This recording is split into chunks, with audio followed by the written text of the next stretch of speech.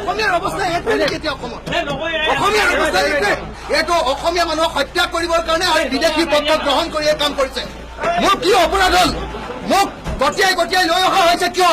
কিয় এইটো কৰা হৈছে? কিয় মোক এনেকুৱা কৰা হৈছে? এই কথাটো খবৰ দিব লাগে, মোক চবে জনাব লাগে।